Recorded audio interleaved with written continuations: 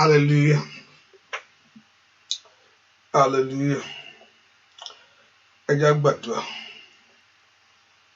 Ọlọ́run Ọlọ́run tó pọ̀ ní pàtàgbára gbé ọ̀gá fún oore ọ̀fẹ́ lẹ́ẹ̀kan sí ẹ̀mọ́ ìwọláyìn lógo fún àǹfààní látó fún wa. We thank you, Lord Jesus. We worship you. We give that praise to your name. Agbé ọ̀gá fún oore ọ̀fẹ́ ìyanu lórí ayé wa gbogbo. Agbẹ́fọwọ́ agbára ńlá. Agbẹ́fọwọ́ agbára ìwọ Ọlọ́run.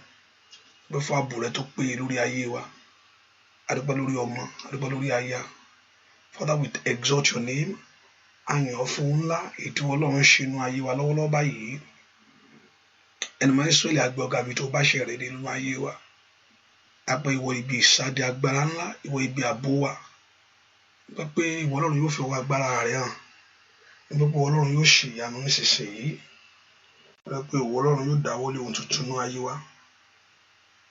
Bá ṣe gbójú wa sókè wá sí ìwọ Ọlọ́run ní àárọ̀ yìí. Pé fún ńlá tí ìwọ Ọlọ́run yóò ṣe. Pé ìwọ Ọlọ́run yóò bo ogun wí. Ìwọ Ọlọ́run yóò sì lànà ibi tí ò sí ọ̀nà. Pé ìwọ Ọlọ́run jẹ́ pé agbára rẹ̀ hàn. Pé ó sorúkọ rẹ̀ di mímọ̀. Pé ó ṣe ohun tuntun èyí tí a yóò rí. That it be that exalted, be that glorified. Pé fún ohun tó ti ń létò fún ayé wa lónìí. Pé ó parí iṣẹ́ rẹ̀ pápátá. Pé ó ṣe ìyanu. Pé ó nà wá agbára ńlá jáde. Ẹnìmọ̀ Ísírẹ́lì lórúkọ Jésù Olúwa gbọpẹ́, Olúwa gbàyìn. Ìwọ la gbẹ́kẹ̀lé, ìwọ ẹ̀mí mímọ́. Ìwọ ló ní iṣẹ́ rẹ̀.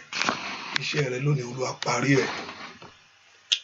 Iṣẹ́ rẹ̀ lórúkọ Jésù Olúwa parí ẹ̀. Bàbá, a fẹ́ kó ṣiṣẹ́ rẹ̀ ní ìní. A fẹ́ kó náà wá agbára ńlá o. A fẹ́ kó mú ọ̀rọ̀ lérí ọ̀rọ̀ rẹ̀ ṣẹ. A fẹ́ kó bá ogun wí. A fẹ́ kó gbó ogun mì. A fẹ́ kó náà wá agbára ńlá. A fẹ́ kó ṣílẹ̀kùn. A fẹ́ kó ṣílẹ̀kùn àṣeyọrí ńlẹ̀. A fẹ́ kó ṣe ohun tuntun jáde. Ẹnìmọ̀ Ísírẹ́lì Olúwa náà wá agbára. Lónìí Olúwa bá Sátánì wí. Olúwa bá Sátánì wọ Sátánì. Olúwa bọ́ wí. Nínú ayé ẹnìkankan Olúwa bọ́ wí. Lórí ilé ẹnìkankan Olúwa bọ́ wí. Nínú ilé ẹnìkankan Olúwa bọ́ wí. Lórúkọ Jésù ìwọ ẹ̀mí mímọ́ tí ń ṣiṣẹ́ ìyanu. Ìwọ ẹ̀mí mímọ́ tí ń ṣiṣẹ́ agbára. Bóyá náà agbára jáde. Náwó ògo rẹ jáde. Náwó ẹ̀mí mímọ́ rẹ jáde. Náwó ìṣẹ́gun rẹ jáde. Náwó agbára rẹ jáde. Náwó ìtúsílẹ̀ rẹ jáde. Jẹ́ kí gbogbo èèyàn kó rí Ọlọ́run alààyè. Jẹ́ ká ní ìṣẹ́gun. Àti pé gbogbo ògo àtọ́lá bẹ̀ yóò sì jẹ́ tiwọ Jésù. Láì lórúkọ Jésù Kristi Olúwa wa, àmín. Gbogbo ẹ̀mí adití ẹ̀mí. Gbogbo ẹ̀mí adití ẹ̀mí.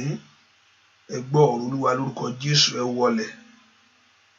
Gbogbo ẹ̀mí adití ẹ̀mí ní orúkọ Jésù Kristi ó yẹ wọlẹ̀.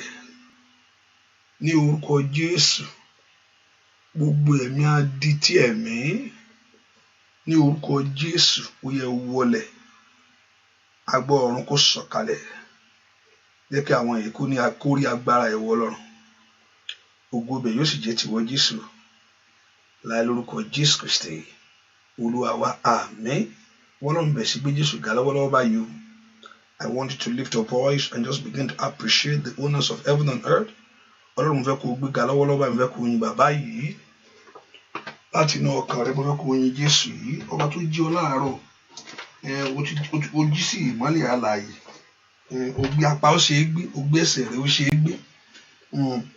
Ọba tí òjò gbé lágbètì. Ọba tí òjò gbé lágbètì. O dúpẹ́ lọ́wọ́ Ọlọ́run yìí tó fún ohun dúdú kojú rẹ̀.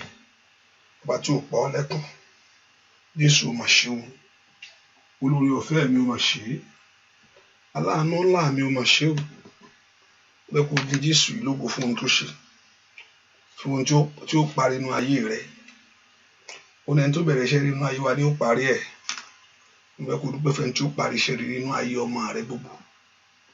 Ọba tí ó fi àánú ńlá gbà ọ́. Ọba tí ó ṣàánú fún ayé rẹ̀. Bẹ́ẹ̀ kó dúpẹ́ lọ́wọ́ Ọlọ́run yìí. Ọlọ́run mi ó mà ṣe. Ọlọ́run mi ó mà ṣe.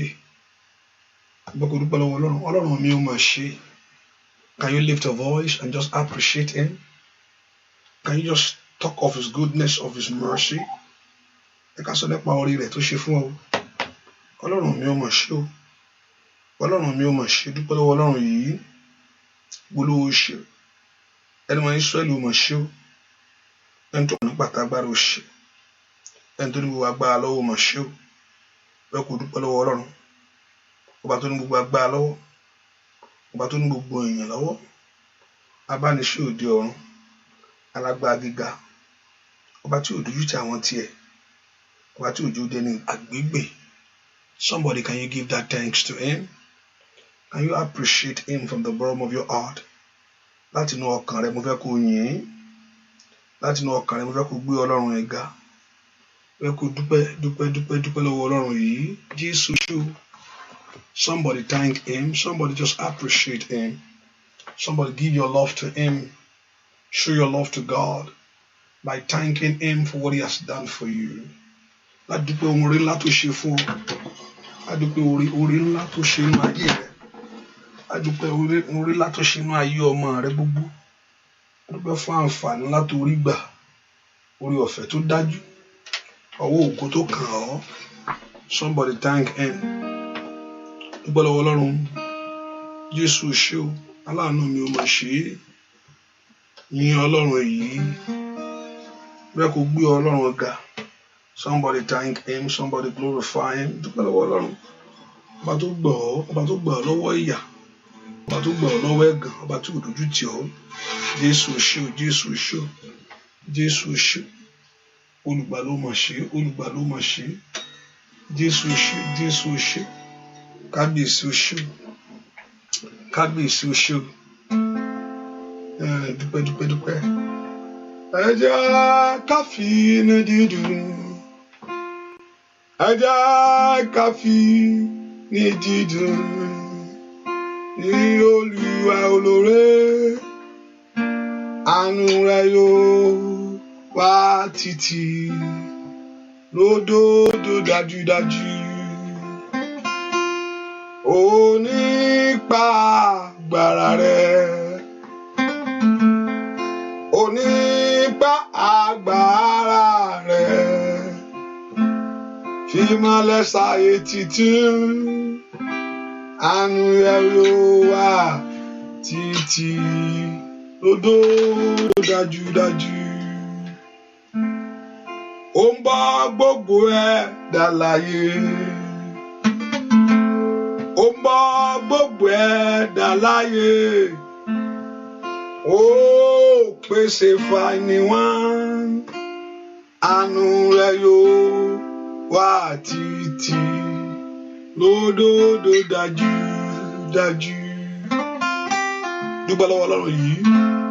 Ẹ jẹ́ ká fi inú dídùn. Ẹ jẹ́ ká fi inú dídùn. Fún Olúwa lóore. Àánú rẹ̀ yóò wá títí. Lódodo dájúdájú.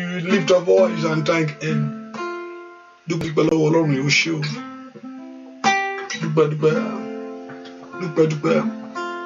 Dúpẹ́ lọ́wọ́ Jésù. Lift your voice and thank him.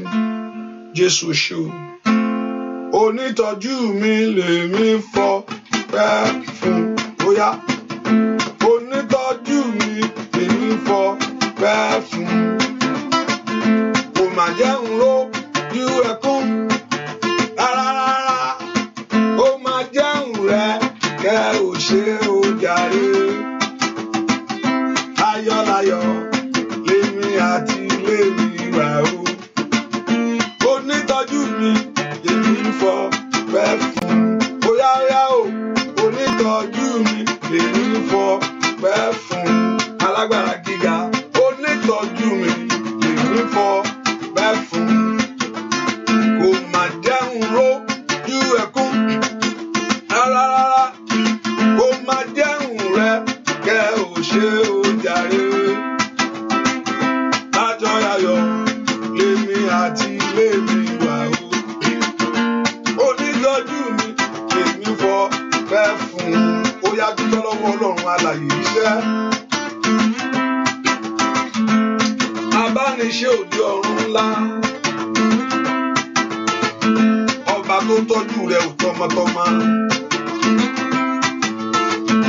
Ó yá dúpẹ́ lọ́wọ́ Ọlọ́run yìí. Onítọ́jú mi èmi fọpẹ́ fún. Onítọ́jú ayé mi lèmi fọpẹ́ fún. Ó máa jẹun lójú ẹkún. Ara o, kò máa jẹun rẹ̀ kẹ́ ò ṣe ó jàre.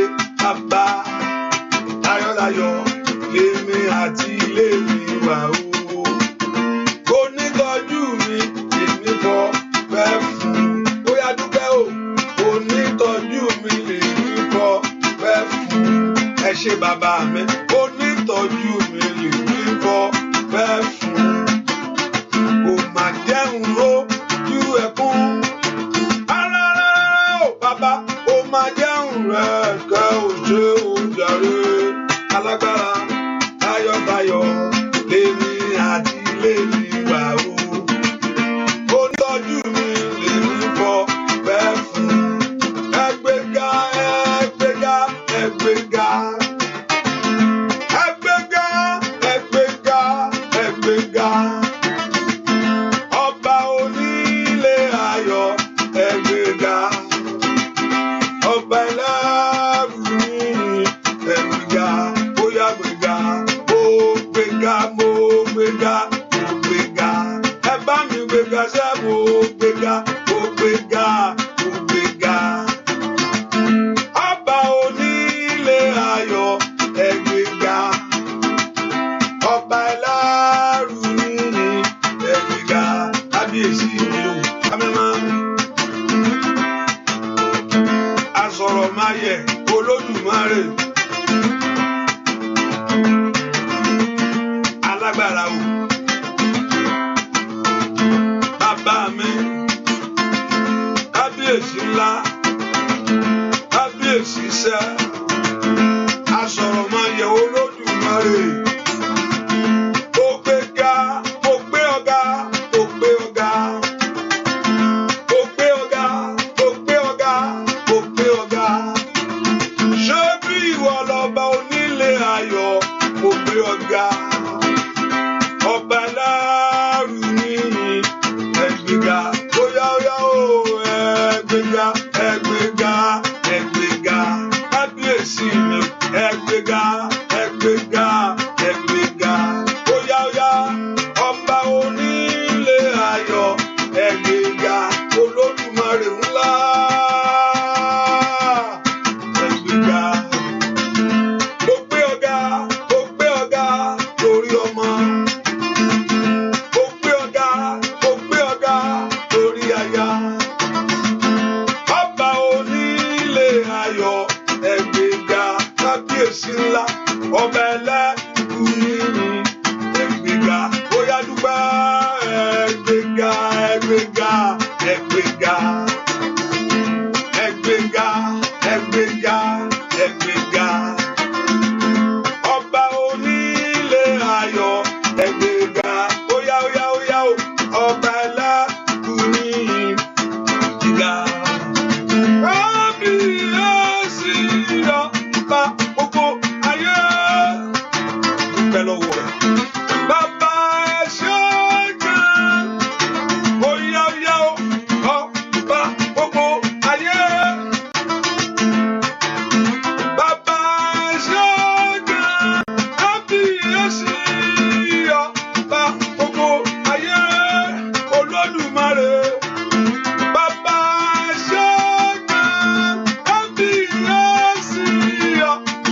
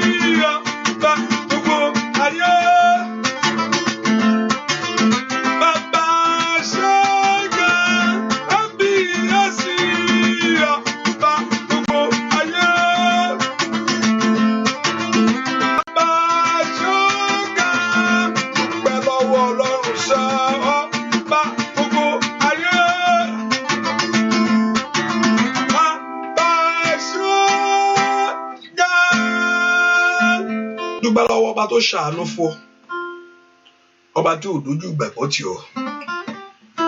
Dúpẹ́ lọ́wọ́ Ọlọ́run yìí. Kábíyèsí o ṣé, Jésù o ṣé o. Dúpẹ́ lọ́wọ́ Ọlọ́run.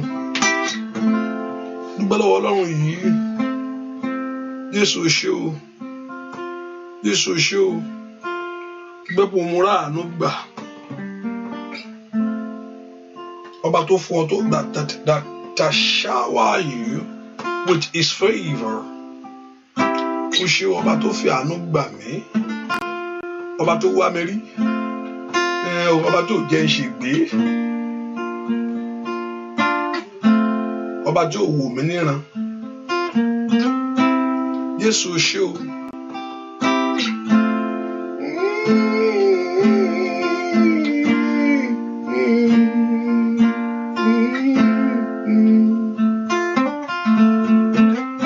Bàbá àṣàgà. Dúpẹ́ lọ́wọ́ Ọlọ́run yìí. Ọba gbogbo agbára. Bàbá àṣàgà. Dúpẹ́ lọ́wọ́ Ọlọ́run tó ṣàánú fún ọ. Ọba gbogbo ayé. Bàbá àṣàgà. Dúpẹ́ lọ́wọ́ ohun tó ràn án lọ́wọ́. Ọba gbogbo ayé. Bàbá àṣàgà. Lórí ilé rẹ. Ọba gbogbo ayé.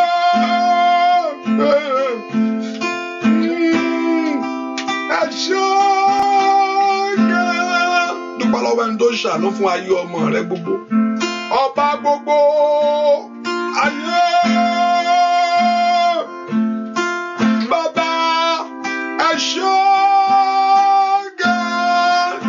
Dúpẹ́ o ṣé o ṣé o. O ṣé o múra àánú gbà. Jésù o ṣé o. Thank you my Father. Ọba tí ò jẹ́ kí n máa bá lọ bẹ́ẹ̀. Ọba tó rà ọ́ padà. Ọba tó rà ọ́ padà nú ẹ̀ṣẹ̀. Jésù mà ṣeun. Jésù ṣé o. Ọba gbogbo ayé. Bàbá mi o. Bàbá àṣàgà. Dúpẹ́ dúpẹ́ dúpẹ́ dúpẹ́. Kábíyèsí ọba gbogbo ayé. Bàbá àṣàgà.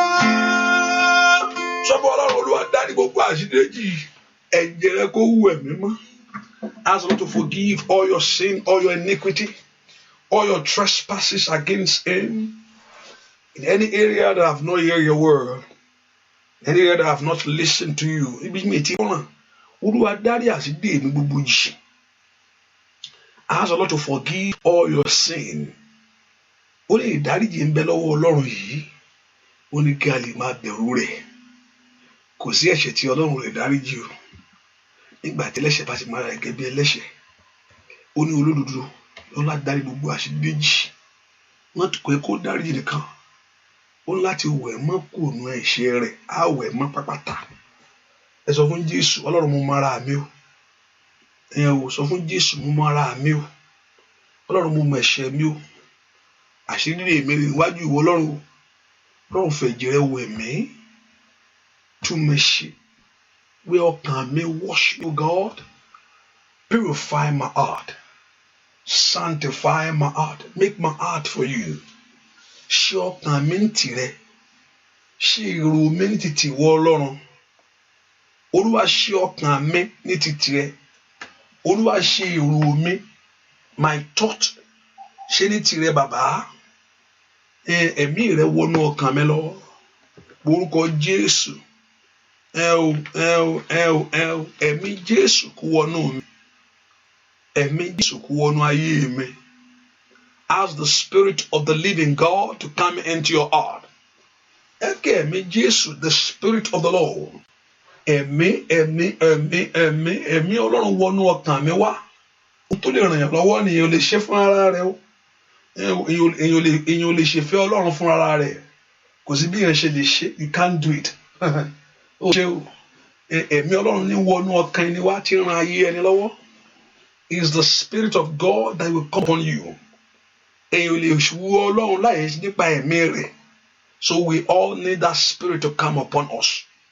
We all need that spirit to come upon our life. Ẹ̀mí rẹ̀ wá jọba nú ọkàn mi. Ẹ̀mí Jésù wá jọba nú ayé mi. Ẹ̀mí mọ́ wá gbàkóso ọkàn mi. Ẹ̀mí mọ́ wá ṣe olùdarí ayé mi.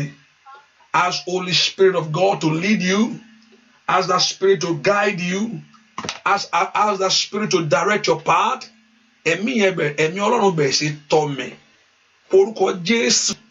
Ẹ̀mí Ọlọ́run bẹ̀rẹ̀ sí darí mi. Bẹ̀rẹ̀ sí darí ayé àwọn ọmọ mi gbogbo. Only you will hear a voice behind you. He says, this is the way. Walk in it. Ẹ ká pe orúkọ Jésù. Mi gbọ́ ohùn ìwọ Ọlọ́run. Ask the Lord, Father, let me hear the voice of you. Olúwa mú mi gbọ́ ohùn rẹ. Ohùn rẹ. Olúwa mú mi gbọ́ ohùn rẹ. Let me hear your voice, O God. Jẹ́ kí n gbọ́ ohùn ìwọ Ọlọ́run. Ohùn Ọlọ́run. Ó yá wọnú ọkàn mi wá. Olúwa mú mi gbọ́ ohùn rẹ. Olúwa mú mi gbọ́ ohùn rẹ. Orúkọ Jésù dáadáa. Ọlọ́run mú mi gbọ́. Let me hear the voice of you. Ohùn rẹ tí ń tú ayé ẹni lára. The voice of you that direct. Èyí tí ó darí ayé mi. Ohùn rẹ èyí tí ó kọ́ mi máa ṣe. Ohùn rẹ tí ó jẹ́ kí n jẹ́ èèyàn láyé. Orúkọ Jésù ibi tó wà sẹ́. Father, let me hear the voice of you.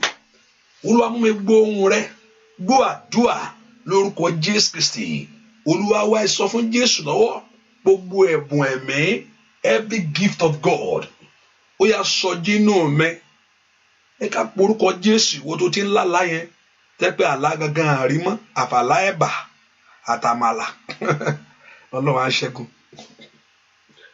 Bẹ́ẹ̀ ni. Kọ́lọ́run kó dá gbogbo ẹ̀bùn ẹ̀mí padà. Gbogbo ẹ̀bùn ẹ̀mí yẹn is the tools to overcome every strategies of the devil. Gbogbo ẹ̀bùn ẹ̀mí yẹn oní Ọlọ́run máa fún wa láti lè borí ohun Sátánì tó ń bọ̀. Ẹ ká porúkọ Jésù. Olúwa sọ ẹ̀bùn ẹ̀mí rẹ jínú mi. Olúwa sọ ẹ̀bùn ẹ̀mí rẹ, let your gift, the gift of the kò sẹ́ni tí ò ní àfi tí Yorùbá mọ̀, you have your own. Olúwa sọ ẹ̀bùn ẹ̀mí nínú mi. Gbogbo ẹ̀bùn ẹ̀mí tó ti kú. Gbogbo ẹ̀bùn ẹ̀mí tí mi fàyè gbà. Every gift of God in me. Orúkọ Jésù, my Lord and my God. Revive it, O God. Orúkọ Jésù dáadáa. That's the way that we can overcome. Ohun tí èèyàn fi lè borí Sátánì àtàwọn ọmọ ogun rẹ̀ nìyẹn o. Ẹ pe orúkọ Jésù. Ẹ̀bùn ẹ̀mí ó yá sọjí nù mi. Let the gift of God ó yá kó sọjí. The gift of God. Ẹ̀bùn ẹ̀mí ó yá sọjí nù mi. Somebody pray that the gift of Holy Spirit.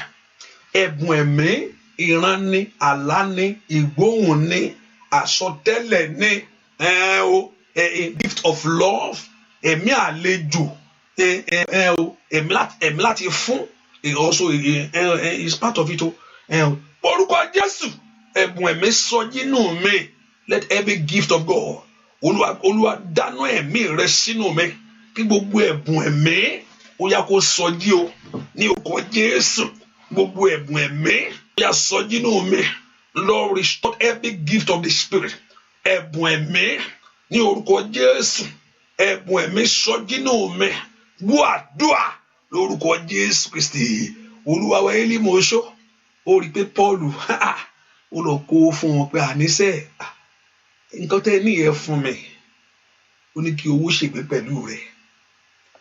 Ó ní jẹ́ kí owó rẹ̀ ṣègbé. How can you say it? Ẹni tó mọ yìí náà. Hallelujah. Ọ̀pọ̀lọpọ̀ àmọ́ iye ẹ̀bùn ẹ̀mí Ọlọ́run nú ayé wa. We just know, akọ̀mọ́ mú ní. Ṣùgbọ́n ohun tí tá fi borí Sátánì àtàwọn ọmọ ogun rẹ̀ náà. the gift of the spirit. Ẹ̀bùn ẹ̀mí, ẹ porúkọ Jésù. Ẹ̀bùn ẹ̀mí rẹ kó sọjí nínú mi Ọlọ́run. Ẹ̀bùn ẹ̀mí rẹ kó sọjí nínú mi. Ẹ kó porúkọ Jésù bí tó wà. Ọlọ́run jọ̀ọ́, jẹ́ kí ẹ̀bùn ẹ̀mí rẹ kó sọjí nínú mi. Olúwa dá ẹ̀bùn ẹ̀mí padà sínú mi. Ní orúkọ Jésù, Olúwa sọ ẹ̀mí rẹ jẹ́ kí every gift of God, gbogbo ẹ̀bùn ẹ̀mí tí mo ti sọnù, gbogbo ẹ̀bùn ẹ̀mí tí ayé ti gbà lọ́wọ́ mi, ètí ẹ̀ṣẹ̀ ti daṣọ bò mọ́ mi lára o, bàbá bá ń dá padà. Ẹ porúkọ Jésù bí tó wà sẹ́. Olúwa dá ẹ̀bùn ẹ̀mí padà fún mi. Ó ní àárí ohun wa mọ́. Ẹ porúkọ Jésù. Olúwa dá, ó ní àárí àmì wa mọ́. Àmì. Ẹ porúkọ Jésù. Olúwa dá ẹ̀bùn ẹ̀mí padà. Olúwa dá padà. Porúkọ Jésù. Olúwa dá ẹ̀bùn ẹ̀mí padà. Porúkọ Jésù dáadáa. Olúwa dá ẹ̀bùn ẹ̀mí padà. Àsọ̀rọ̀ kó bẹ́ẹ̀ dá padà. Gbogbo ẹ̀bùn ẹ̀mí, the gift of the spirit, the gift of the spirit. Gbogbo ẹ̀bùn ẹ̀mí, Olúwa dá padà. Porúkọ Jésù. Olúwa dá gbogbo ẹ̀bùn ẹ̀mí padà. Ó yá. Ọmọ náà porúkọ Jésù bí tó wà sẹ́. Olúwa dá gbogbo ẹ̀bùn ẹ̀mí padà. Ẹ̀bùn ẹ̀mí tí ayé ti gbà lọ́wọ́ mi. Ẹ̀bùn ẹ̀mí tí ayé ti gbà lọ́wọ́ mi. Ní orúkọ Jésù, Olúwa dá padà. Ẹ porúkọ Jésù dáadáa. Olúwa dá gbogbo ẹ̀bùn ẹ̀mí padà. Ní orúkọ Jésù, Olúwa dá padà. Ọmọ náà porúkọ Jésù. Dúà lórúkọ Jésù Kristi. Olúwa wá.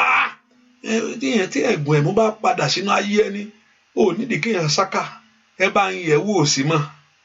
Ẹ bá ń béèrè òsì mọ́. Kékeré yẹn bẹ́ẹ̀ pé àlá lọ́lọ́run fún ọ. Kí nǹkan kan tó ṣẹlẹ̀, wàá ti lójú àlá. Ọ̀nà tó fi ń bọ̀ sọ̀rọ̀ nú. Bá sì jẹ́ pé ìgbóhùn náà ni tó ń gbóhùn Olúwa, á bọ̀ sọ. Nǹkan kan ń bọ̀. Bá jẹ́ ìsọtẹ́lẹ̀ náà ni, àsọtẹ́lẹ̀. Mo ti rí ẹni tó ń sọ àsọtẹ́lẹ̀ fún ara rẹ̀. Pé a máa sàsọtẹ́lẹ̀, a sọ nǹkan jáde fún òun ló ń sọ o. Àwọn tó wà lẹ́gbẹ̀ẹ́ adẹ nǹkan ń ṣẹlẹ̀. Bẹ́ẹ̀ ni èyí ní á jẹ́ kí a lè borí Sátánì àti erékérekè rẹ̀. Ìgbà tó bá ti mọ ohun tó ń bọ̀ wájú, ìgbà tó bá mọ tí ọ̀nà tí Sátánì ti fẹ́ yọ, tàbí ẹ̀bùn ẹ̀mí, discerning of the spirit. Ilé ìránṣẹ́ mi Ọlọ́run, ohun tó ń sọ èmi rò bẹ́ẹ̀ o. Ẹnìkan Ọlọ́run yóò gbé sókè. Ládà àti gòkè kọ́lọ́run kó fún ẹ lọ́wọ́lọ́wọ́ báyìí. Ṣàmì dáadáa. Ládà àti gòkè kí Ọlọ́run kó fún ẹ lọ́wọ́lọ́wọ́ báyìí. Àti gòkè rẹ kí Ọlọ́run kó fà ọ́ sókè. Ṣàmì dáadáa. Mo ní kí Ọlọ́run ọ̀run kó fà ọ́ sókè. Ọlọ́run ọ̀run kó fà ọ́ sókè. Lórúkọ ibi tó yẹ kó dé, tó yẹ kó ti dé yẹn tó ti débẹ̀. Ọ̀run kó fà ọ́ lọ sókè. Ṣàmì dáadáa. Ọ̀run kó fà ayé rẹ sókè. Ibi tó yẹ kó ti dé yẹn tó ti dé. Ọ̀run kó fà ọ́ lọ sókè. Ẹ porúkọ Jésù. Olúwa sọ ẹ̀bùn ẹ̀mí rẹ jínú mi. Ní ìlọ́po. Olúwa sọ ẹ̀bùn ẹ̀mí rẹ jínú mi. Kò sẹ́ni tọ́lọ́run ò fẹ́ fún. Kò sẹ́ni tí ò sì ní. Ìwọ ló tí ì mọ tiẹ̀. Ẹ porúkọ Jésù. Olúwa dá ẹ̀bùn. Olúwa sọ ẹ̀bùn ẹ̀mí rẹ jínú mi. Ọlọ́run dá padà. Pàtàlíà bàkà fàlíà. Ó yá porúkọ Jésù. Olúwa dá padà. Ẹ̀bùn ẹ̀mí o. Olúwa dá padà. Ṣí mi lójú ẹ̀mí. Porúkọ Jésù dáadáa. Porúkọ the Lord to open your spiritual eyes. Olúwa ṣí mi ní ojú ẹ̀mí. Ó yá. Porúkọ Jésù. Olúwa ṣí mi lójú ẹ̀mí. Àní kò gbàdúrà. Olúwa ṣí mi ní ojú ẹ̀mí. Olúwa ṣí mi ní etí ẹ̀mí. Etí ẹ̀mí mi ṣí. Porúkọ Jésù. The Lord should open the ear of your spiritual ear. Olúwa ṣí mi ní etí ẹ̀mí. Olúwa ṣí mi ní ojú ẹ̀mí. Dúà lórúkọ Jésù Kristi.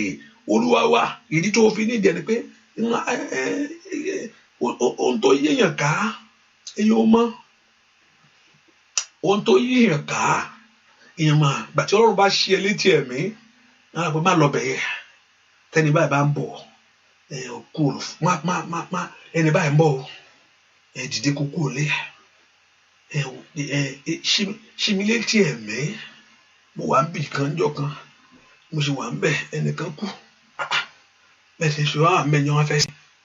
Olúwa sọ pé ó gbúdọ̀ dúró kán sí ẹni yìí o. Báwo mo ṣe á fẹ́ ṣe? Ó gbúdọ̀ dúró síbi kan sí ẹni yìí o. Mo sì kéré o. Mi ì tí di pásítọ̀ o. Hallelujah. Mi ì tí di pásítọ̀. Pé ó gbúdọ̀ dúró síbi kan sí ẹni yìí síbi. Tó bá dúró bẹ̀ ó lọ́nu ẹsẹ̀ yàrá. Báwo ní ṣíṣe? Mo ṣàlọ́ mi ń bọ̀. Eré tètè lálálá. Ó máa ń darí ọkàn yà nípa ó gbúdọ̀ sí ń bẹ̀ kan sí ó gbúdọ̀ wà ń bẹ̀. Tó o bá fẹ́ rákùfà. Níbo ló wá lọ? Mo kàn ní kí n lọ lé náà ó wá padà wá. Ìgbà tó náà lẹ́sẹ̀ bí tí ò dẹ̀ padà wá mo ní mo dọ́gbọ́n gbé sàn. Mo kàn rí kí mi lè stand náà ni mo fi ń gbé kí n máa lọ lé. Ká ní olú ò bá ṣe jókòó bẹ́ẹ̀ sólú ẹ̀ máa wò kákáká nù nǹkan dénú. Ẹ po orúkọ Jésù ohun ẹ̀bùn ẹ̀mí nù.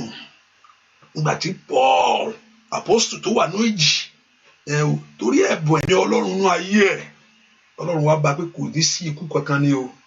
Ọkàn ẹ̀ balẹ̀ ó ní Olúwa tí wá bá wọn ó ní kò ní sí ikú kankan. Ohun tí ó ṣe fún ọ nìyẹn. Gbàtí wàá fẹ́ lọ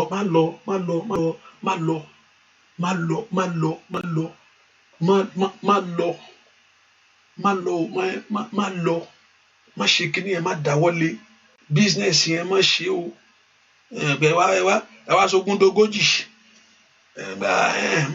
má ṣe ọmọ yẹn fẹ́ rìnrìn àjò ẹ má lọ ẹ sọ̀rọ̀ ẹ̀jọ̀ yìí di nǹkan ẹ sọ́ di nǹkan ẹ má lọ. Arákùnrin kan náà fẹ́ ṣe nǹkan jọ kan ohun tó máa ń ràn yàn lọ́wọ́ nìyẹn. Má dáwọ́lé kíní yẹn ó tẹ̀ ń bẹ̀ ni. Ó ní tí ẹ jẹ́ ń ṣe mo ní má dáwọ́lé kíní yẹn wà á tẹ̀ ẹ̀tẹ́ rè ní bọ̀ yìí. Gbà tí ẹ̀tẹ́ wọlé tán ká ní mo dẹ̀ ti mọ̀ ní mi bá gbọ́ ohun tí ẹ̀bùn ẹ̀mí ń ṣe inú ayé ẹni náà ẹ má ṣe é. Má dáwọ́lé má lọ bẹ̀ má bá wọn rìn má bá a sọ àdúrà ẹ má lẹ́sì. Olúwa ṣẹ́gun Olúwa pa wọ́n dànù Olúwa jọjá wèrè dànù. Ò ní béèrè fún wèrè wọn. Àdúrà bá mi tá lọ fa bàbá tá lọ fa olóró á reduce díẹ̀ torí pé ó ti kọ́ lóhun tí ó ṣe. Èèyàn ò ní wọnú ogun mọ́ èèyàn ò ní forí kó jábẹ́ mọ́ èèyàn ò ní forí kó ogun mọ́ ẹnìkan mò ń bá wí ò ní forí kó ogun mọ́ ìtakùn ọ̀tá tó máa ń forí kó yẹn spiderweb yẹn tó máa ń forí kó ò ní forí kó mọ́. Ẹ po orúkọ Jésù ó yẹ ẹ̀bùn ẹ̀mí ó yà sọ dínú mi orúkọ Jésù that the gift of the Spirit Ọlọ́run fẹ́ yàǹda fún ọ. Olúwa dá ẹ̀bùn ẹ̀mí padà fún mi ní orúkọ Jésù. Gbogbo àmì tó ti sọnù every mark gbogbo àmì tó ti sọnù every sign that has lost gbogbo àmì tí mo ti sọnù bàbá bá ń dá padà. Ẹ po orúkọ Jésù Olúwa dá padà Olúwa dá padà Olúwa dá padà Olúwa dá padà Olúwa dá padà Olúwa dá padà Olúwa dá padà Olúwa dá padà Olúwa dá padà Olúwa ń dá padà gbogbo ẹ̀bùn ẹ̀mí. Ẹ po orúkọ Jésù Olúwa dá padà Olúwa dá padà Olúwa dá padà Olúwa dá padà Olúwa dá padà Olúwa dá padà dúà lórúkọ Jésù Kristi Olúwa wa. Ẹ̀bùn ẹ̀mí ò ní jẹ́ ó jìn kòtò. Mo pàdé ẹnìkan jọ kan mò ń wò látọ̀kan Olúwa lẹ́yìn tó ń wò yẹn eré tètè ní kó sá o. Ohun tí ẹ̀bùn ẹ̀mí máa ń ṣe fún yàn ni lẹ́yìn tó ń rí lọ́kàn tó ń wò yẹn don't go there ní jẹ́ bẹ́ẹ̀. Hallelujah.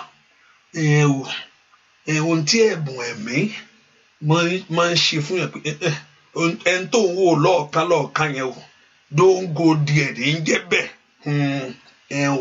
Ohun tí ẹ̀bùn ẹ̀mí yóò ṣe fún ọ náà yóò pa ọ lọ́wọ́ ewu gbogbo yóò kó ọ yọ lọ́wọ́ ewu gbogbo.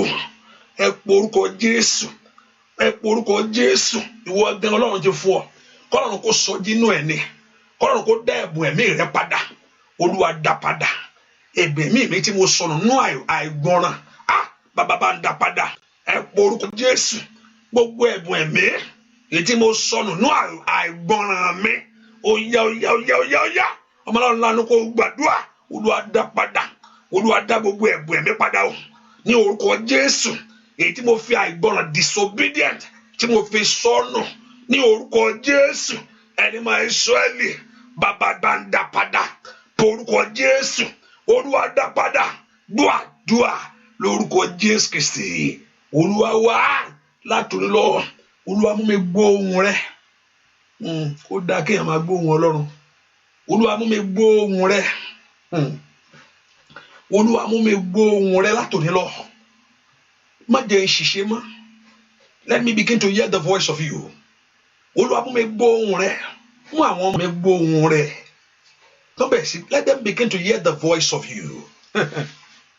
Ẹ pọ orúkọ Jésù Olúwa mú mi gbọ́ ohùn ìwọ Ọlọ́run látòní lọ Olúwa mú mi gbọ́ ohùn rẹ ẹ pọ orúkọ Jésù let me begin to hear the voice. Olúwa jẹ́ kí n bẹ̀rẹ̀ sí gbọ́ ohùn rẹ Olúwa jẹ́ kí n bẹ̀rẹ̀ sí gbọ́ ohùn rẹ ní orúkọ Jésù Olúwa mú mi bẹ̀rẹ̀ sí gbọ́ ohùn rẹ kí n máa gbọ́ kí n tó wá máa obey ohun tó ṣe pàtàkì ìgbà lọ́wọ́ máa ní mọ́ dógò díẹ̀ tẹ́pọ̀ òtí ẹ̀ gbọ́ràn ìyẹn gan ló worst jù ẹ pọ orúkọ Jésù dáadáa kí wọ́n á bẹ̀rẹ̀ sí gbọ́ kí n máa gbọ́ kí n máa tẹríba fún kéèyàn gbọ́ wọ́n ṣe léyìí òtún ìyẹn tó ní kó mọ́ ṣe ló tún ń ṣe mọ́ dé bẹ́ẹ̀ o ìyẹn bẹ̀rẹ̀ gangan ló fẹ́ dé ẹ pọ orúkọ Jésù máa lọ ìwé mi gan ló fẹ́ lọ Olúwa mú mi gbọ́ ohùn rẹ máa mú mi tẹríba fún ọ mú mi gbọ́ ohùn rẹ ó sọ fún Sọ́ọ̀lù lọ pa àwọn Amálẹ́kì run lọ pa wọ́n run ó gbọ́ ohùn Ọlọ́run ṣùgbọ́n kò gbọ́ràn sí ohùn Ọlọ́run Olúwa etí ìgbọ́ àti àyà àgbàṣe ẹni máa Ísírẹ́lì yàǹda fún mi mọ́nà ńlá ni kò porúkọ Jésù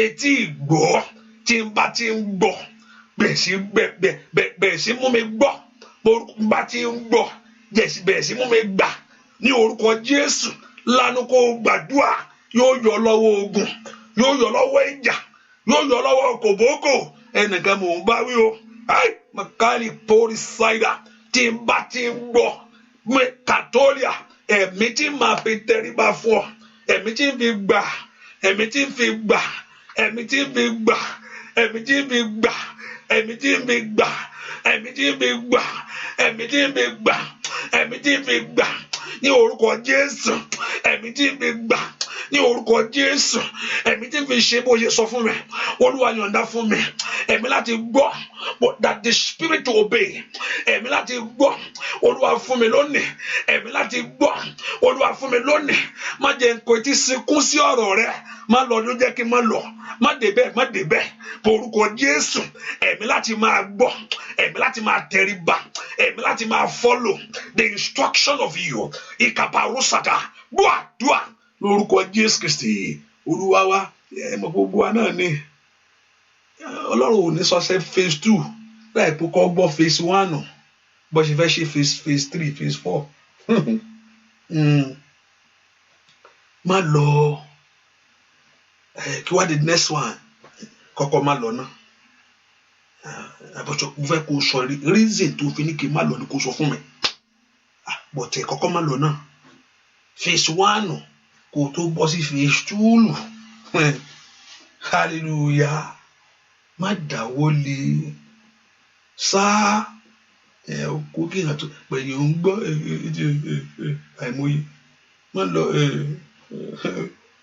hallelujah etí ìgbọ́ àti ìhàn fi gbà ṣe etí ìgbọ́ àtà Dáfídì pé má Ọlọ́run sọ fún ọmọ Ísírẹ́lì má kà wọ́n o kí ló tó ṣe ó ti lọ kà wọ́n ó mú gbẹgbẹgbẹngbẹdé Sọ́ọ̀lù lọ síbẹ̀ Jésù ló borí gbogbo ẹ̀ humble that's why we need the spirit of him in our life he's the perfect one òun nìkan ló borí àwọn áńgẹ́lì ẹ̀gán fipò wọ́n lẹ̀ bẹ́ẹ̀ àwọn áńgẹ́lì they lost their position àwọn ọmọ ènìyàn the son of man and the son of God wọ́n rí kẹ́kẹ́kẹ́ńkẹ́ wọ́n gbé lẹ̀ that's another day for another topic the son of God mixed with the son of man Hallelujah. Jésù nìkan ni kò gbélé. Ó nìkan. That's why he's the perfect man that we have to look unto at all time. And he's ready to help us. You can't do it. No matter your vow. No matter your vow. Just rely on him. He told me one day, you don't vow to me. I vow to him. You don't vow to him. He's the one that will help you. But a surrender heart will come. A surrender heart will come. A surrender heart will come.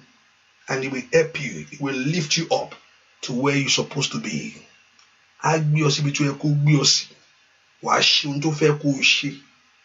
You begin to do it. It's the grace of him can be sufficient for him. You see, not by power, not by might, but by the Spirit of God, says the Lord. When you allow the Spirit to be available in your life, you will see, He will begin to lead you. If you want the second instruction, obey the first one, and you get the second instruction. Ọlọ́run sọ fún mi, bá mi sọ̀rọ̀ báyìí, kí ló fẹ́ kí n ṣe? Ibi tó ní kó jókòó sí yẹn, ṣe o ti jókòó bẹ́ẹ̀. Kó tó sọ pé ibi tó níbo ló máa fẹ́ lọ. Jókòó náà. Ọlọ́run ibi tí mo fẹ́ lọ ni kó sọ fún mi. Mo ní kó jókòó náà. Lórúkọ Jésù, ẹ̀mí àti gbọ́, kọ́lọ́run kó yọ̀ǹda ẹ̀. Say that amen. Ẹ̀mí àti gbà, kọ́lọ́run kó yọ̀ǹda ẹ̀. Ní orúkọ ẹnìkan látòrí lọ, ẹ̀bùn àlá rẹ padà, ṣàmì dáadáa. Ẹ̀bùn rẹ padà. Ẹ̀bùn àlá rẹ padà. Ẹ̀bùn àlá rẹ padà. Lórúkọ Jésù, orí ọ̀fẹ́ yẹn kó padà wá. Ní ìlọ́po ju àtẹ̀tẹ̀yìn wá lọ. Ó yá kọ́lọ́run kó dá padà. Bọ́lọ́run bá ti ń sọ máa gbọ́ràn láti wí. Bẹ́ẹ̀ ni ó sì rí. Jésù Kristi Olúwa wa, mo dọ́dọ̀ Jésù, mo débẹ̀ ó yá. Mo dọ́dọ̀ Jésù, mo débẹ̀ ó bàbá, ibi orí mi á ti dára. Mo débẹ̀ ó yá. Mo dọ́dọ̀ Jésù, mo débẹ̀ ó bàbá mi.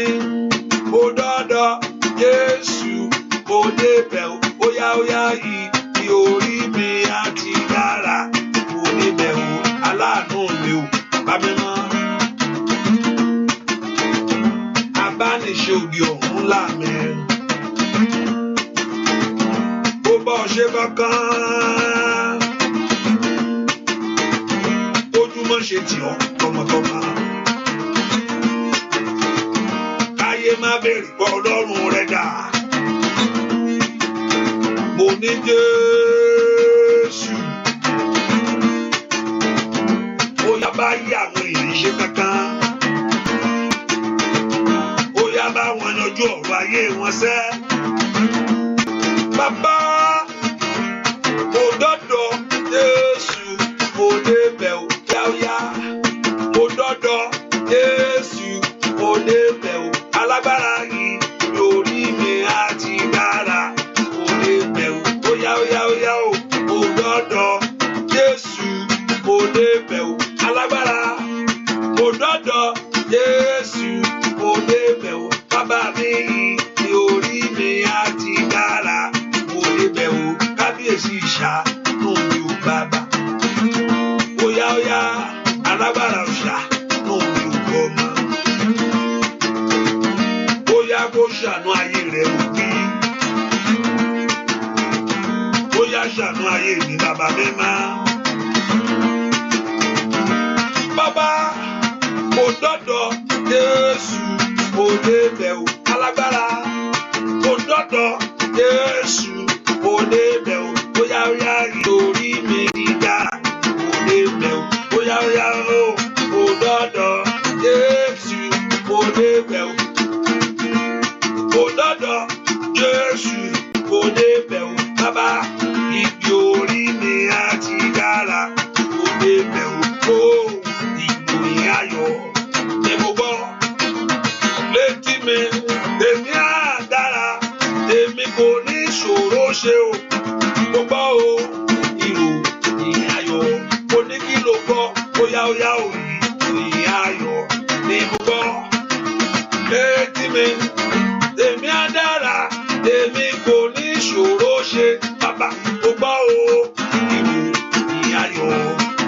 ó yá lórúkọ Jésù. Ó yá lórúkọ Jésù. Ìròyìn ayọ̀ nínú ọdún yìí. Ìròyìn ayọ̀ nínú oṣù yìí. Àtàkàtàkàtà. Ìròyìn ayọ̀. Ó yá ó yá. Bàbá mi máa o. Ó rọ́ kìjikìjikìjikìji. Ó rọ́. Ó rọ́ kìjikìjikìji. Ó rọ́. Ìròyìn ayọ̀. Ìròyìn ayọ̀ nínú ilé mi o. Ó rọ́. Ó yá ó yá ó yá. Rọ́ kìjikìjikìji. Ó rọ́. Ó rọ́ kìjikìjikìji. Ó rọ́. Ìròyìn ayọ̀. Bàbá o. Ìròyìn ayọ̀ nínú ilé mi o. Ó rọ́. Ó dán kóró. Lórí ọmọ rẹ ni. Ó dán kó dáhùn. Àṣeyọrí rẹ ni. Ó dán kó jẹ́ fún ọ. Lórí ọmọ sẹ́. Ó rọ́ kìjikìjikìji. Ó rọ́. Ó rọ́ kìjikìjikìji. Ó rọ́. Ìròyìn ayọ̀. Bàbá o. Ìròyìn ayọ̀ nínú ilé mi o. Ó rọ́. Lórí ọmọ rẹ. Ó rọ́. Lórí ọkọ rẹ. Ó rọ́. Ìròyìn ayọ̀. Ó rọ́. Nínú ọdún yìí. Ó yá ọ̀rọ̀ òwe ìgbénu rẹ. Ó rọ́. Ó di ayọ̀ fún ọ. Ó rọ́. Ó yá ó yá ó yá. Ó rọ́. Ọ̀nà àbáyọ ńlá. Ó rọ́. Ó dùn àkójú. Ó rọ́. Lórúkọ Jésù. Àyà kàtàkàtàkàtà. Ìrora kàtàkàtà. Ó yá ó yá ó yá ó yá ó yá ó yá lórí ọmọ. Ó rọ́. Ìròyìn ayọ̀. Ó rọ́ lórí ilé rẹ o. Ó rọ́ lórí ọmọ rẹ. Ó rà. Ó rọ́. Nínú oṣù yìí.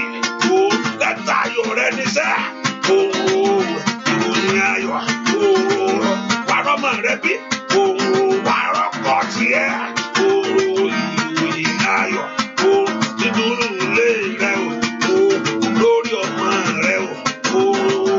Ó yá ó yá ó yá. Ó rà. Ó yá ó yá lórúkọ Jésù. Ìdàkàtò lórí àbá. Ó rọ́. Ìròyìn ayọ̀. Ó rọ́. Bàbá. Ó rọ́ kìjikìjikìji. Ó rọ́. Màmá gbàdúrà. Ó rọ́ kìjikìjikìji. Ó rọ́. Ìròyìn ayọ̀. Ìròyìn ayọ̀ nínú ilé mi o. Ó rọ́. Ẹ pọ orúkọ Jésù. Olúwa mú ìyanu mi ṣẹlẹ̀ kankan. Àkókò àti bá mi yọ̀ ti tó. Àkókò kí ayé kí mi kú oore ti tó. Ẹ pọ orúkọ Jésù bí tẹ́ wà. Olúwa mú ìyanu mi ṣẹlẹ̀ kankan. Let my miracle happen. Olúwa mú ìyanu mi ṣẹlẹ̀ kankan. Ó dá kí ìròyìn ayọ̀ dúnú lé mi. The sound of joy. The sound of fulfillment. Ẹ mú ìyanu mi ṣẹlẹ̀. Ìròyìn ayọ̀ ṣẹ́. Èjì ayé. Nígbà bàbá síndélé boko pàrọ̀kàpàyàbà. Ó yá ó yá ó yá. Dúà lórúkọ Jésù Kristi. Olúwa wá. Ìwọ tó ti ṣe àkíní yẹn rí apápàpà. Wọ́n ẹnìkan jù sí. Yes, come on. Ẹ bá ń tẹ̀sẹ̀ nìkan. I think today is 70. Kò tí yíwá yíwá.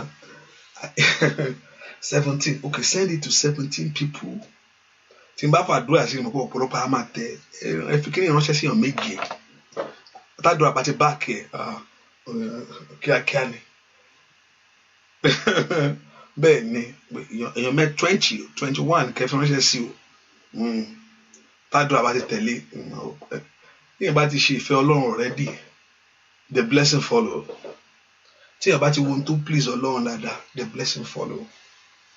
Hallelujah. Tí èèyàn bá ti ṣe ohun tí Ọlọ́run fẹ́, you look at the things of God, kò gbọ́dọ̀ bàjẹ́, ìbùkún tẹ̀lé. Hallelujah.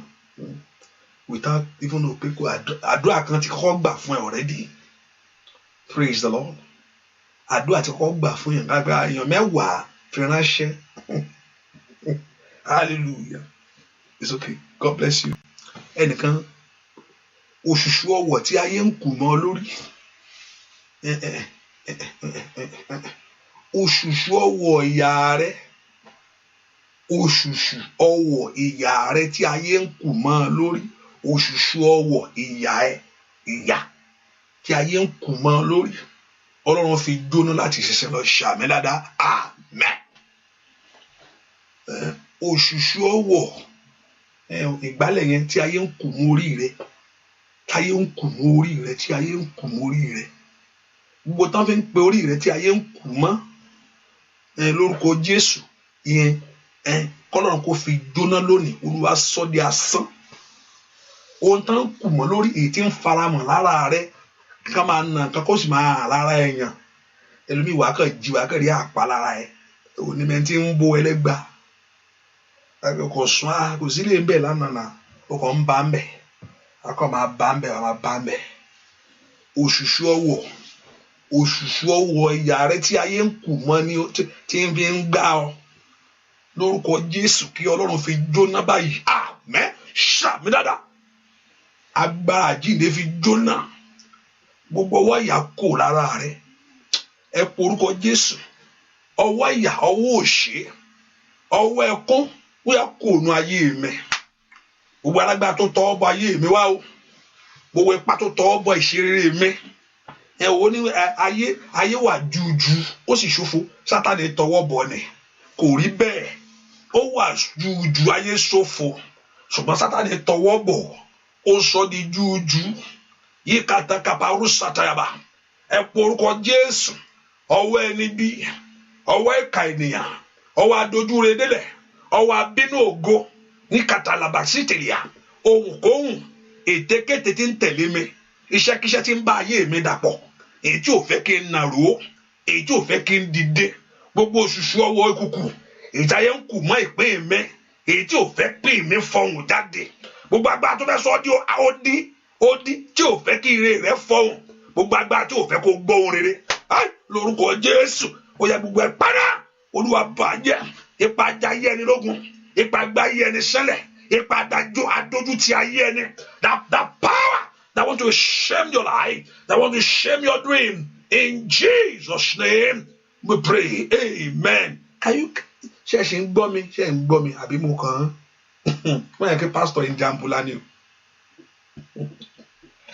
ǹjẹ́ ẹ̀ ṣe ń gbọ́ mi àbí pastor hallelujah you can still hear me right if you can hear me clearly because I see this thing ó ń jó bí jóbélé ló ń jẹ́ kí n sọ bẹ́ẹ̀ o on my side mo rí kó ń tàn you can still hear me right yeah right. You can hear me right yeah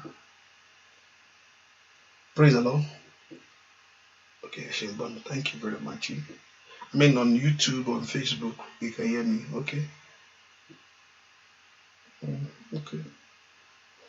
Okay, yeah. What about those on Facebook? You can hear me too, right? Okay. Nobody more. Okay. Ẹ jẹ́ ká porúkọ Jésù. Olúwa mú ọwọ́ ìkàyàn kúrò lórí ayé mi. Gbogbo ọwọ́ tó dá mi síbi tí mo wà yìí. Gbogbo ọwọ́ tó ti ayé mi mọ́lé. Olúwa mú mi jáde. Olúwa mú ọwọ́ ẹbí. Mú ọwọ́ ìkàyàn kúrò lórí ọ̀rọ̀ mi lónìí. Tó o bá ti bọ́nu. Alágbára ló lè tú ọ lẹ̀ Ọlọ́run ló lè tú ọ lẹ̀ ẹ porúkọ Jésù Ọlọ́run nìkan ló lè tú ẹ lẹ̀ o kò ń ṣèyàn mo ti gbọ́ nǹkan mi ìfọ́ ni mi ti bá gbọ́ màá kọ́ rẹ̀ rìn káàká àwọn alágbára ló lè ṣe kíni àwọn alágbára ló lè tú bẹ́ẹ̀ ni Ọlọ́run alágbára àwọn alágbára ló lè tú alágbára ń bọ̀ Ọlọ́run alágbára tó lè tú àwọn alágbára ló lè tú wọ́n kàn fi búrẹ́dì kó lómi ọbẹ̀ mú ni hallelujah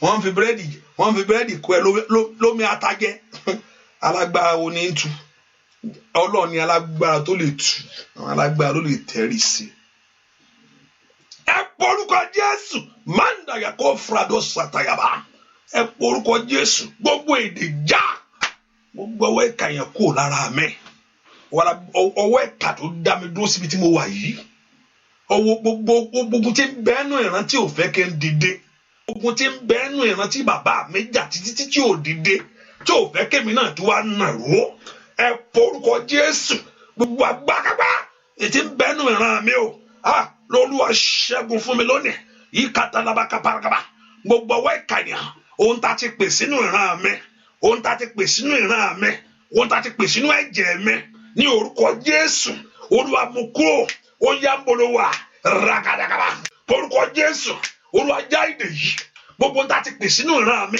èyí ò jẹ́ kí ìran mi gbọ́ àdúrà lórúkọ Jésù Kristi. Olúwa wá ẹnìkan gbàdúrà, Olúwa ṣẹ́gun gbígbẹ́ mi di ààyè, ẹ sọ fún Jésù lọ́wọ́lọ́wọ́, Olúwa ṣẹ́gun gbígbẹ́ mi di ààyè, Olúwa ṣẹ́gun gbígbẹ́ mi di ààyè, Olúwa ṣẹ́gun gbígbẹ́ mi di ààyè. Lord, revive my dry bone. Olúwa ṣẹ́gun gbígbẹ́ mi di ààyè, Olúwa ṣẹ́gun gbígbẹ́ mi di ààyè. Ọmọ Ọlọ́run porúkọ Jésù bí tó wà sẹ́, ríbà kàsákòtò prando kàpáyàbá, porúkọ Jésù bí tó wà sẹ́, Olúwa ṣẹ́gun gbígbẹ́ mi di ààyè. Oya bolo wa, porúkọ Jésù, Olúwa ṣẹ́gun gbígbẹ́ mi, Olúwa sọ di ààyè, porúkọ Jésù, egun gbígbẹ́ mi, Olúwa sọ di ààyè. My dry bone, oh God, revive it. Olúwa ṣẹ́gun gbígbẹ́ mi, Olúwa sọ di ààyè, porúkọ Jésù dáadáa, egun gbígbẹ́ rẹ kó di ààyè, egun gbígbẹ́ rẹ kó di ààyè, egun gbígbẹ́ rẹ kó di ààyè, egun gbígbẹ́ mi di ààyè o, egun gbígbẹ́ mi di ààyè, Olúwa egun gbígbẹ́ mi di ààyè, ní orúkọ Jésù, Olúwa egun gbígbẹ́ mi di ààyè. Gbọ́ àdúrà lórúkọ Jésù Kristi. Olúwa wẹ nìkan gbàdúrà, ó yá pé Jésù bí mo ṣe gbọ́ yìí, Olúwa rẹ̀ mí mi padà lọ́wọ́ ikú, bí mo ṣe gbọ́ ni mo fẹ́ kó gbà á, ní orúkọ Jésù. Olúwa rẹ̀ mí mi padà lọ́wọ́ ikú, ní orúkọ Jésù. Olúwa rẹ̀ mí ọmọ mi padà lọ́wọ́ ikú, Olúwa rẹ̀ mí aya mi padà lọ́wọ́ ikú, Olúwa rẹ̀ mí àwọn ọmọ mi padà lọ́wọ́ ikú, ní orúkọ Jésù. Ó yá gbàdúrà yẹn, Olúwa rẹ̀ mí mi padà lọ́wọ́ ikú, ní orúkọ Jésù, ní orúkọ Jésù. Olúwa rẹ̀ mí mi padà lọ́wọ́ ikú, ní orúkọ Jésù. Ikú ojú, ikú mọ́sù jì má kọ́kìyàn sùn kó má jì má, ó yá gbórúkọ Jésù. Olúwa rẹ̀ mí mi padà lọ́wọ́ ikú, ní orúkọ Jésù. Olúwa rẹ̀ mí mi padà. Ask God to redeem your life from death, oh God. Olúwa rẹ̀ mí mi padà, porúkọ Jésù. Rẹ̀ mí mi padà, rẹ̀ mí mi padà, rẹ̀ mí mi padà, porúkọ Jésù. Gbọ́ àdúrà lórúkọ Jésù Kristi. Olúwa wá ẹnìkan pé orúkọ Jésù, ipò ọlá tó yẹ kí n dé láyé, tá yóò ti jẹ yàǹda kí n débẹ̀, ẹ yóò gan ọ̀rọ̀ ẹ mú mi lọ bẹ̀. Ipò ọlá tí ayé mi yẹ kó wà, tó yẹ kó ti máa gbá, tó yẹ kó máa gbá ládùn, tó yẹ kó ti máa mìlíkì, hallelujah. Ipò ọlá tó yẹ kó ti dé láyé, ẹ yóò gan ọ̀rọ̀ ẹ mú mi lọ bẹ̀. Ayé ò fẹ́ kí Joseph débi ipò ọlá rẹ̀, wọ́n rí ṣáájú, ohun òkúkú mọ̀ nǹkan. Ayé rí jù lọ, ìwọ wọ́n ti ọ̀pọ̀lọpọ̀ ọ̀rọ̀ míì tó máa ń sọ yìí wọ́n ti rí jù ẹ lọ. Wọ́n ní kí wọ́n síbi iṣẹ́, wọ́n ṣe kíni, wọ́n ní pé mo ń ṣe wọ́n ti rí jù ẹ lọ. Àwọn míì àwọn kan máa ń rí jù èèyàn lọ, ìwọ òkúkú rí nǹkan kan, kí ló rí, èwo ló mọ̀. Wọ́n ti rí ju Joseph lọ, wọ́n ti bá kakú ẹ̀, wọ́n ti calculate ẹ̀ nígbẹ́bẹ̀. Òun dẹ̀ ń sọ̀rọ̀ tiẹ̀ ní mo kàn lálàá gbogbo yín tẹríba fún mi náà. Mo dẹ̀ lálàá kan náà mo rí pé gbogbo yín tẹríba fún mi. Àwọn tó kakú wọ́n ti rò dáadáa, wọ́n ti rò ìwọ ọgbọ́n ó fẹ́ lọ síbì kan, wọ́n ní kí n wá lọ́la, wọ́n ní kó ṣe kí ni, wọ́n ní kí n wá lọ́la. Tí wọ́n ní kí n wá ṣe, wọ́n rò, wọ́n ti calculate, wọ́n ti lọ, wọ́n ní kó wá lọ́la. Ìwọ òkúkú mọ̀ nǹkan kan, wọ́n ti ka àwọn ọmọ mi ìwọ tó yẹ kó dákẹ́ kó gbé ọ̀rọ̀ ọmọ rẹ sínú, àwọn ọmọ mi wọ́n ti calculate pé ọmọ yẹn á graduate báyìí nìsín, òun náà máa gbádùn, a máa yọ̀tọ̀ mi wọ́n ti kà kú fún ọ, wọ́n ti bẹ calculate ẹ̀ dáadáa. Àwọn ọmọ mi fẹ́ ṣe, ọmọ mi wọ́n ní kó wá, wọ́n ní pé wọ́n fẹ́ pè wọ́n ṣe fẹ́ kí ni, wọ́n náà fẹ́ pè wọ́n fẹ́ gádà àwọn kan jọ, owó wà lára wọn. Kí ló wí? ó wà lára wọn. Wọ́n ti calculate ẹ̀. Ọmọ màmá yìí tó bá dẹ̀ wà lára wọn kìíní yẹn ìyá ti tán lára ẹ̀ o. Màmá yà dẹ̀ máa gun mọ́tò, máa gbádùn, máa ṣe gbé, a máa lọ tọ̀ mí. Kò ní máa sọ pé ẹjọ́ ṣẹ́ ní kankan mọ́ mẹ́rin. Ìwọ sì mọ nǹkan tẹ́ kó dákẹ́. Wọ́n ti calculate ẹ̀ mọ́ Joseph lára. Owó mọ nǹkan kan. Ó rò pé ó ń sọ̀rọ̀ ni. Àwọn tó ń calculate jù ọ lọ, àwọn tó lójú jù ọ lọ, wọ́n ti wò ó. Lórúkọ Jésù, gbogbo ipá wọn lórí ayé àti lórí ọmọ rẹ yẹn, lórúkọ Jésù yóò dòfo. Ṣàmì dáadáa, ṣàmì dáadáa, ṣàmì lórúkọ Jésù. Gbogbo ipá ènìyàn, gbogbo ipá èèyàn tí ń bá rí èèyàn jẹ́, gbogbo ipá tó mú ìrìn àjò ayé ẹni jìnnà, gbogbo tí ò fẹ́ kó débẹ̀, gbogbo ipá tí ò fẹ́ kó láyọ̀ yẹn, gbogbo ipá tí ò fẹ́ kó ṣẹ́pọ̀ kó ṣojú òun, tí ò tún fẹ́ kó ṣojú tiẹ̀, kò ní ṣojú òun o, kò sì fẹ́ kó tún ṣojú tìwọ náà. Gbogbo ajá yẹn lógún, gbogbo ìka èèyàn tí ń bínú ògo, abógojà, abógolérí, abógobínú, abógosánlẹ̀ ní orúkọ Jésù. Èyí ń bẹ́rìn àjò ẹ̀, ètò fi ayé rẹ̀ sínú ogun ní orúkọ Jésù. Ó yá gbogbo ìpadà kó wà àmẹ́. Kárí ṣáìdà wàrí kárí pólísì tọ́kítàlíà wàrí kárí pólísì tọ́kítà. Mo ń gbàdúrà fẹ́nìkan lọ́wọ́ ẹ̀ ibikíbi tó lọ, ẹni tó lọ bá tó mú ọ̀kan lára ẹ̀, ibi tó mú ẹ lọ, ẹni tó lọ bá gangan yẹn, ẹni tó lọ bá gangan yẹn, bàbá tó lọ bá gangan yẹn. Máàlì kárí pólísì tọ́kítàlíà wàrí kárí pólísì tọ́kítàlíà wàrí kírí pólísì tọ́kítàlíà màsílẹ̀ bẹ́kítàlíà ní orúkọ Jésù. Gbogbo nǹkan ti mú lára rẹ kó padà wá àmẹ́. Kò gbúdọ̀ ṣiṣẹ́ fún wọn mọ́, kò gbúdọ̀ ṣiṣẹ́ fún wọn mọ́, kò gbúdọ̀ ṣiṣẹ́ fún wọn mọ́. Ohun tó mú lára rẹ, ẹni tó wù ẹ́, ẹlòmíì àti rí ọmọlógo rè kíni rè, ogún ọmọ ẹ tàn gan o, ogún ọmọ ẹ tàn ẹ o, ẹni ẹ̀ka ẹni bí ni bàbá yìí. Kò gbúdọ̀ ṣiṣẹ́ fún mọ́, kò gbúdọ̀ ṣiṣẹ́ fún mọ́.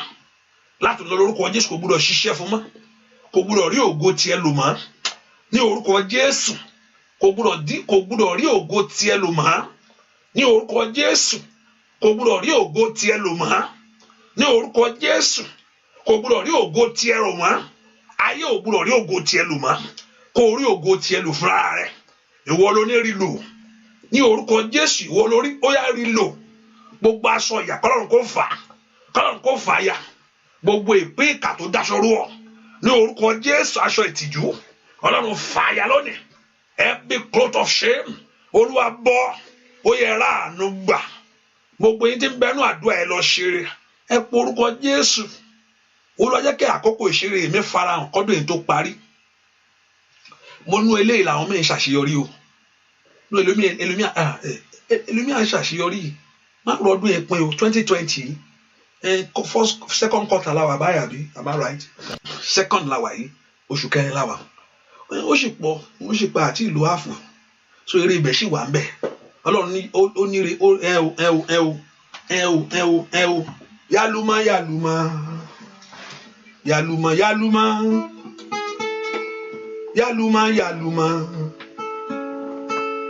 yálùmá bàbá ya bùkún lù mí Ọlọ́run ògo ó rẹpẹtẹ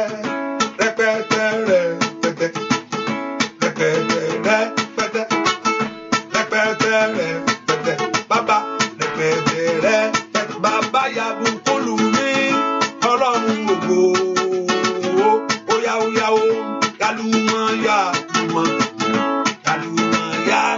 ìyá bèjì yálùmá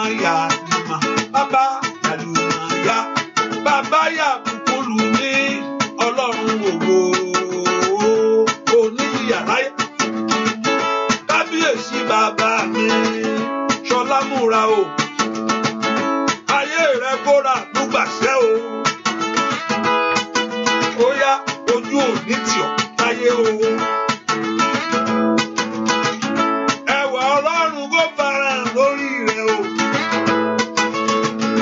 Ọlọ́run kó jànú ayé rẹ mọ̀ bí. Ayé rẹ o, ó kú òdún yà. Ayọ̀ gàdàdàdàdà. Ọlọ́run kó mú ọ kú olórí ẹni ẹ̀gàn. Ojú òní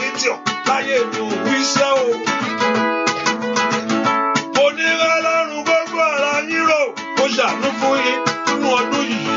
Bàbá yálùmọ̀ yálùmọ̀ yálùmọ̀ yálùmọ̀ yálùmọ̀ yálùmọ̀ o yálùmọ̀ yá. Bàbá yàbùkún lù mí Ọlọ́run ògo. Óyá óyá o rẹpẹtẹ rẹpẹtẹ. Bàbá rẹpẹtẹ rẹpẹtẹ. Óyá o rẹpẹtẹ rẹpẹtẹ. Rẹpẹtẹ rẹ. Bàbá yàbùkún lù mí Ọlọ́run ògo. Ọmọ Ọlọ́run gbàdúrà àlùmọ̀ yá lùmọ̀. Bàbá o yàlùmọ̀ yá lùmọ̀ bá mi o yàlùmọ̀ yá lùmọ̀. Alágbára yàlùmọ̀ yá. Bàbá yàbùkún lù mí Ọlọ́run ògo. Óyá óyá o rẹpẹtẹ rẹpẹtẹ. Bàbá o rẹpẹtẹ rẹpẹtẹ nínú ọdún yìí. Rẹpẹtẹ rẹ ayé kí ọkú orí rẹpẹtẹ rẹ. Bàbá yàbùkún lù mí Ọlọ́run ògo. Alágbára o kó ṣàánú fún ọ. Kó bẹ́ẹ̀ ṣàṣeyọrí ohun rere. Ayé rẹ ò gbúdọ̀ jìyà mọ́ṣẹ́. Káyé kí ọkú oríire nínú ọdún yìí.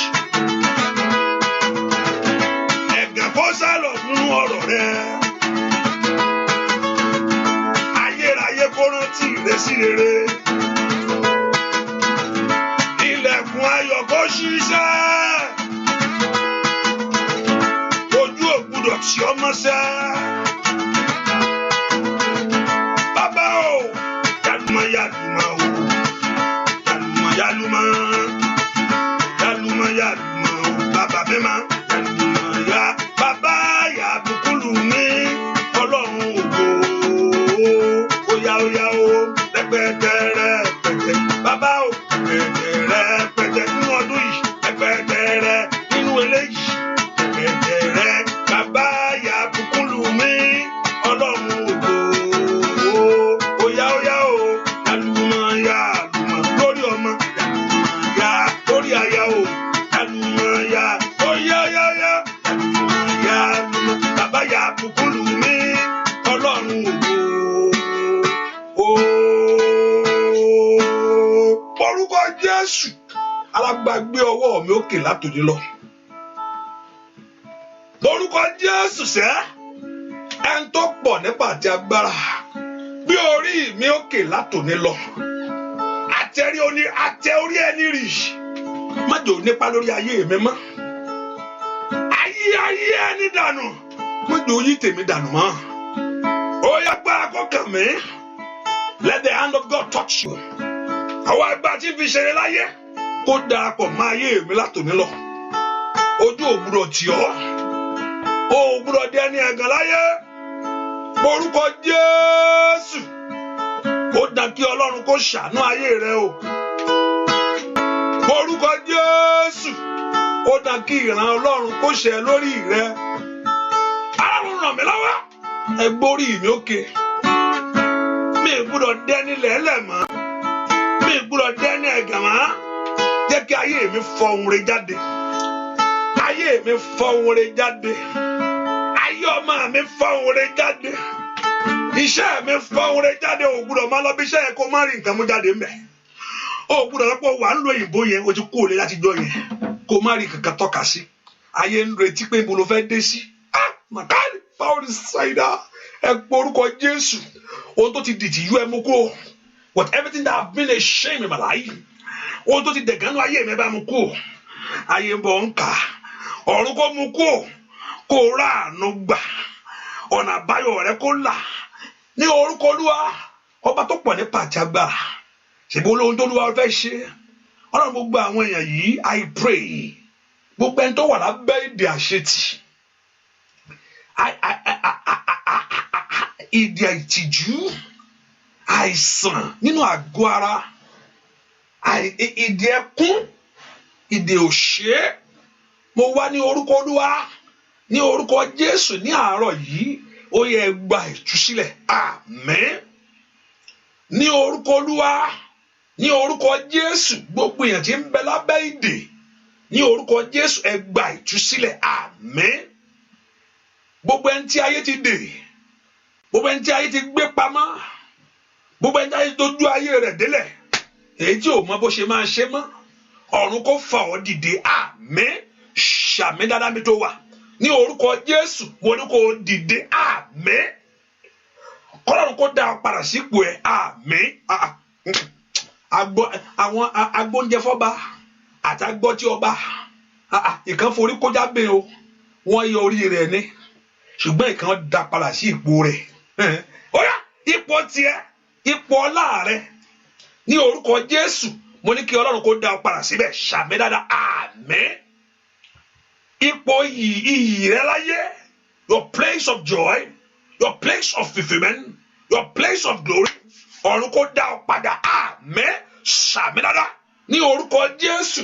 Ibi tí ẹ kó ti dé, tí ẹ kó ti jùlọ láyé, ọ̀run kó mú ọ lọ́bẹ̀. Àmín. Láti sísìn lọ, mo pa ayé ẹ láṣẹ kó bẹ̀rẹ̀ ìrìn àjò ìyanu. Àmín. Ní orúkọ Jésù, láti sísìn lọ, mo pa ayé rẹ ní àṣẹ. I command. Mo pa ayé rẹ. He said, I will decree a thing and that very thing shall be established. Mo pa ayé rẹ ní àṣẹ lónìí. Ìrìn àjò ìyanu rẹ kó bẹ̀rẹ̀. Àmín. Ní orúkọ Jésù, mo ní kó bẹ̀rẹ̀ láti ṣe. Àmín. Ìrìn àjò ìṣeré rẹ kó bẹ̀rẹ̀. Wàá débẹ̀. Àmín. Wàá rí ṣe. Àmín. Ayé ò ní rí ọ gbé ṣe. Àmín. Ò ní dẹni ẹ̀gà. Àmín. Ìrètà sún fún Ísírẹ́lì ó mu. Mo súre fún ọ lónìí lórúkọ Jésù, wàá borí ogun. Àmín. Ogun ò ní borí rẹ. Àmín. Wàá lẹ́nu ọ̀rọ̀ kẹ́yìn. Àmín. Bẹ́ẹ̀ ni ó sì rí o. Láì lórúkọ Jésù Kristi Olúwa wa. Àmín. Ṣàmì dáadáa. Àmín. Mo fẹ́ kó bẹ̀ sí kí hallelujah mi tó wà sẹ́. Mo fẹ́ kó kí hallelujah yẹn, kí hallelujah yẹn dáadáa. Mo fẹ́ kó shout hallelujah yẹn. Hallelujah. Hallelujah. Hallelujah. Hallelujah. Hallelujah. Hallelujah. Hallelujah. Hallelujah. Hallelujah. Hallelujah. Hallelujah. Kí hallelujah yẹn dáadáa. Hallelujah. Hallelujah. Hallelujah. Hallelujah. Hallelujah. Hallelujah. Hallelujah. Wọ́n ní kó kí hallelujah dáadáa. Hallelujah. Hallelujah. Gbà mí tó o bá mọ nǹkan tó ń ṣẹlẹ̀, o ò ní ṣe bó ṣe bọ́ kálọ̀ bá ṣe ọ lójú ó mọ̀ ó kì dáadáa ni. Hallelujah. Hallelujah. Hallelujah. Hallelujah. Hallelujah. Hallelujah. Wọ́n ní kó kí hallelujah yẹn sẹ́. Hallelujah. Hallelujah. Hallelujah. Mo gbàdúrà fún gbogbo ẹni tẹ́ ń ṣe ní medical line, o ò ní ṣìṣe. Ṣàmì dáadáa. Mo gbàdúrà fún ẹni tẹ́ ń ṣe ní medical line, o ò ní ṣìṣe. Àmín. Mo gbàdúrà fún ẹni tẹ́ ń ṣe ní medical line, ní orúkọ Jésù, o ò ní ṣìṣe. Àmín. Alákòóbá èèyàn ò ní wọlé tọ̀ wá. Àmín. Alákòóbá èèyàn kò ní wọlé tọ̀ wá. Àmín. Ọlọ́run yóò pa àṣẹ rẹ mọ́. Àmín. Ọlọ́run yóò pa àṣẹ rẹ mọ́. Àmín. The Lord will secure your job for you. Àmín. Inú rẹ yóò dùn, ọkàn á balẹ̀. Bẹ́ẹ̀ ni ó sì rí. Jésù Kristi Olúwa wa. Àmín. Àmín. Àmín. Ibi tó fẹ́ kàn ti kí ẹ kú oríire, Olúwa yóò fún ọ ní orí ọ̀fẹ́ yẹn. Ibi tó fẹ́ kàn ti kí ẹ kú oríire, máa kí ẹ kú oríire. God bless you. Thank you for coming. Ẹ ká fi sọ́kà pé àdúrà ìtẹ̀síwájú lọ́la. Lẹ́ni, remember we are fasting and gbàdúrà. And also, in the morning 6, and also in the afternoon by 3, and also the Yoruba section. Karamamubeye pápápá àdúrà àgbà kí àdúkù ṣẹlẹ̀. Lórúkọ Jésù ìyanu á ṣẹlẹ̀ o. Ọlọ́run yóò ràn wá lọ́wọ́. Ẹ ká sọ fún Ọlọ́run COVID-19 kí Ọlọ́run kó dá dúró lórílẹ̀-èdè gbogbo, kí Ọlọ́run kó dá dúró gbogbo ìjì kó dákẹ́ jẹ́. Ẹ pe orúkọ Jésù dáadáa. COVID-19 lórúkọ Jésù kó dákẹ́ jẹ́. Ẹ pe orúkọ Jésù COVID-19 kúlúwa kó dákẹ́ jẹ́. Ọwọ́ ìjì ọ̀tá yìí kó Ọlọ́run kó mú kúrò. Gbogbo àwọn tó wà lábẹ́ àìdè àìsàn yìí ní orúkọ Jésù, Olúwa gbà wọ́n. Olúwa gbà wọ́n. Gbogbo àwọn tó wà lábẹ́ àìdè àìsàn yìí lórúkọ Olúwa tú wọn sílẹ̀. Olúwa dáwọ́ ogun ìdúró.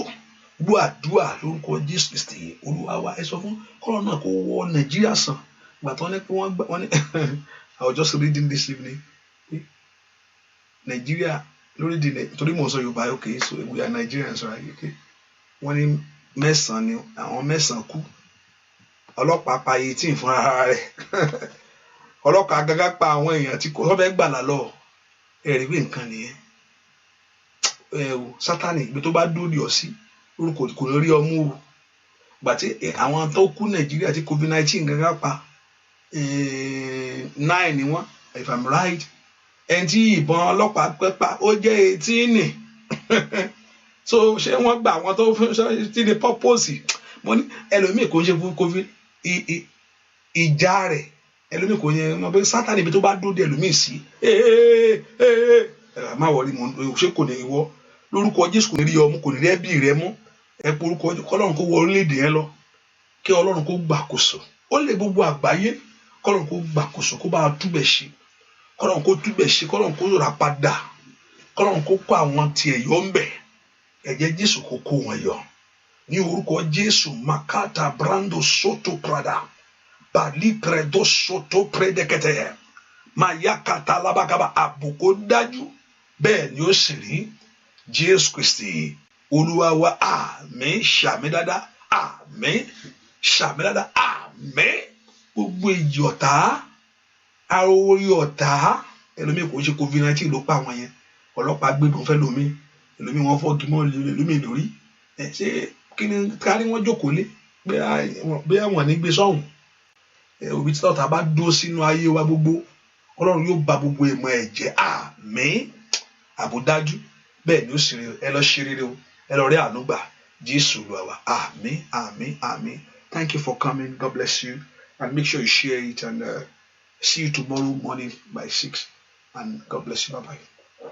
Thank you for coming. Bye bye.